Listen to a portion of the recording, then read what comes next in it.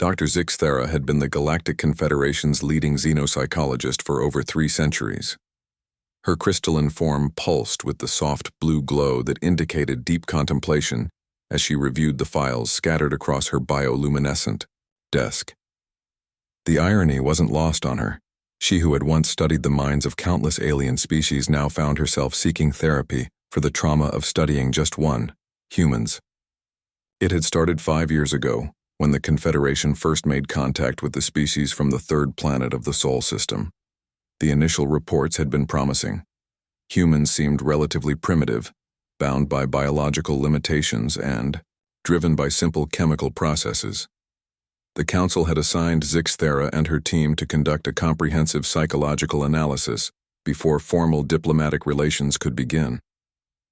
They're just another carbon-based species with delusions of grandeur, she had told her research partner, Dr. Velinar, a tentacled being from the Andromeda sector. This should be straightforward. How wrong she had been. The first red flag appeared during their analysis of human entertainment media. The team had expected to find simple morality tales and basic emotional responses.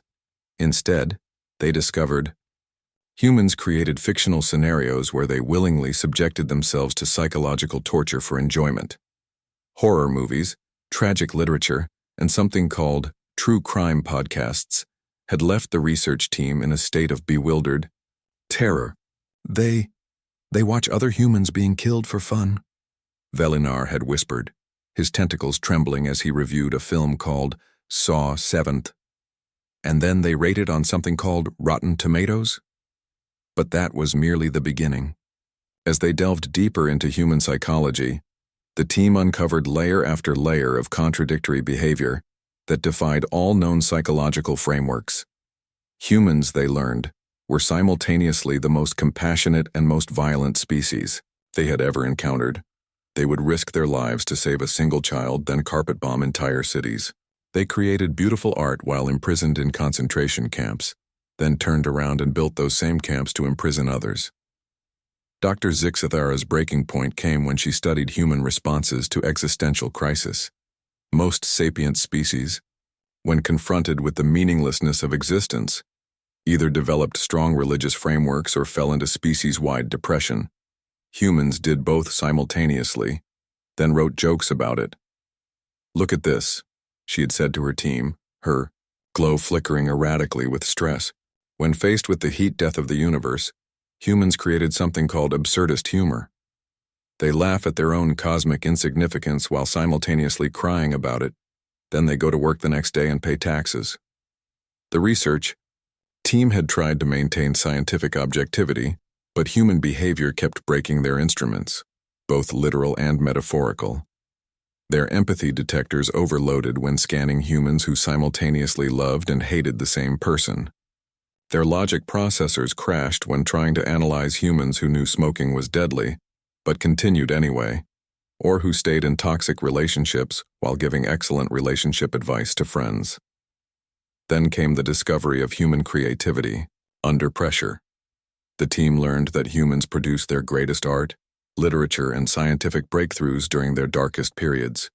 Wars, plagues, and personal tragedies seemed to fuel, rather than diminish, their creative output. "It's not natural," Dr. Feltorax, their senior analyst, had muttered, before requesting immediate transfer to a different project. "No species should become more creative when suffering. It violates every principle of evolutionary psychology." The final straw was the paradox of human hope. Despite facing individual mortality, species extinction, and cosmic insignificance, humans continued to plant trees, write love letters, and tell their children bedtime stories about better tomorrows. They planned for futures they wouldn't live to see and found meaning in temporary moments. Zixthera had watched a video of a human couple dancing at their 60th wedding anniversary, knowing both would be dead within a decade, treating the moment as if it were eternal. Her crystalline form had actually cracked from the cognitive strain. Now sitting in Dr. Mirtala's therapy office, a converted meditation chamber with soft, healing frequencies, Zixthera struggled to articulate her trauma. "I used to understand the universe.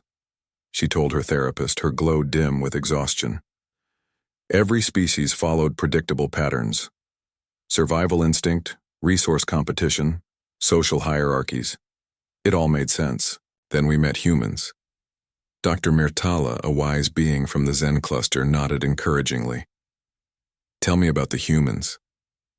They're impossible, Zixthera said, her voice barely above a whisper. They know they're going to die, yet they act like they're immortal. They know the universe is indifferent, yet they create meaning anyway. They know love is temporary, yet they love like it's eternal. They're walking contradictions held together by sheer stubborn refusal to make logical sense. And this disturbs you? It broke my entire worldview. Zixthara's form flared bright orange with distress. I spent 3 centuries believing consciousness was logical, that intelligence meant rational behavior. Humans proved me wrong about everything. They're simultaneously the most rational and irrational species I've ever encountered. Dr. Myrtala leaned forward in her hovering meditation pod. Perhaps the problem isn't with humans.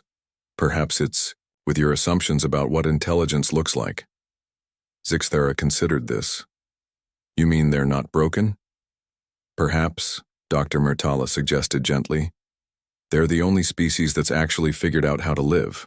As Zixthera left therapy that day, she realized something profound. Her team's research had been successful after all. They had finally understood humans. The revelation was that humans weren't meant to be understood through traditional frameworks. They were meant to be appreciated as the beautiful, impossible paradoxes they were. She made a mental note to recommend humans for immediate membership in the Galactic Confederation. Any species that could trauma bond an entire research team through pure authenticity deserved a seat at the cosmic table. Her only remaining question, did the Confederation have enough therapists for what was coming? The answer, she suspected, was no.